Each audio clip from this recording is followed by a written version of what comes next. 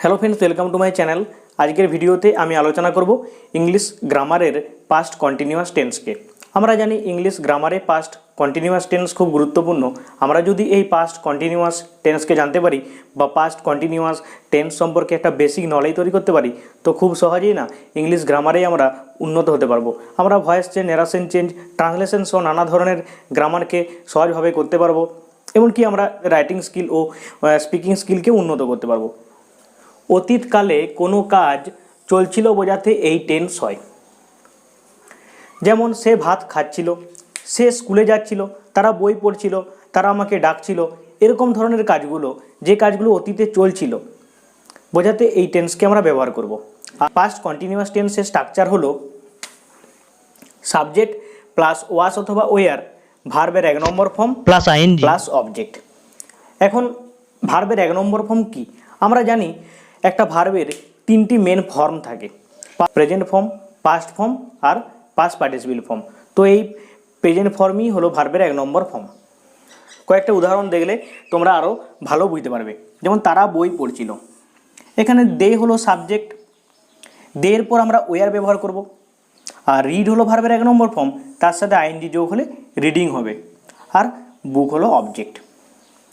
এখন আমাদেরকে আরও ভালোভাবে যদি বুঝতে হয়, জানতে হবে আয়ের পরে আমরা সবসময় ওয়াস ব্যবহার করব। হি অথবা সি এর পর ওয়াস ব্যবহার করব। দে, উই এবং ইউ এর পর ওয়ার ব্যবহার করব। সাধারণত সিঙ্গুলার সাবজেক্ট হলে আমরা ওয়াস ব্যবহার করব। আর সাবজেক্ট যদি প্লুরাল হয় তবে আমরা ওয়ার ব্যবহার করব। সিঙ্গুলার সাবজেক্ট কি না, সিঙ্গুলার সাবজেক্ট হলো একা বোঝাবে, যেমন আই, হি, সি এরকম ধরনের সাবজেক্টগুলো। আর প্লুরাল সাবজেক্ট কি না, উই, দে এরকম সাবজেক্টগুলো হচ্ছে সকলে প্লুরাল সাবজেক্ট।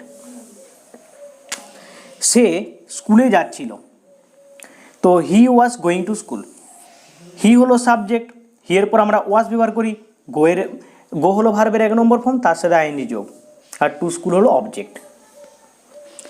চলো আরও কয়েকটা উদাহরণ দেখে নিই। তারা গল্প করছিল, এই বাক্যের সাবজেক্ট হলো দে। আমরা জানি দে এর পর না ওয়ার বসে। আর গসিপিং হলো গল্প করা, তো গসিপ হলো মেন ভার্ব, তার সাথে আইএনজি যোগ। ঠিক একইভাবে সে আমাকে ডাকছিল, তো হি হলো সাবজেক্ট, হি এর পর ওয়াস ব্যবহার করব। আর কল হলো ভার্বের 1 নম্বর ফর্ম, তার সাথে আইএনজি যোগ হয়ে কলিং হচ্ছে। আর মি হলো অবজেক্ট। আমরা সেখানে যাচ্ছিলাম, তো উই হলো সাবজেক্ট, উই এর পর আমরা ওয়ার ব্যবহার করব। আর গো হলো ভার্বের 1 নম্বর ফর্ম, তার সাথে আইএনজি যোগ। আর দেয়ার হলো অবজেক্ট। শিশুটি কাঁদছিল, তো দ্য চাইল্ড হলো সাবজেক্ট। আমরা জানি সিঙ্গুলার সাবজেক্ট হলে আমরা ওয়াস ব্যবহার করব। আর ক্রাই হলো ভার্বের 1 নম্বর ফর্ম, তার সাথে আইএনজি যোগ। অর্থাৎ আমাদেরকে মনে রাখতে হবে অতীতে কোনো কাজ চলছিল বোঝাতে।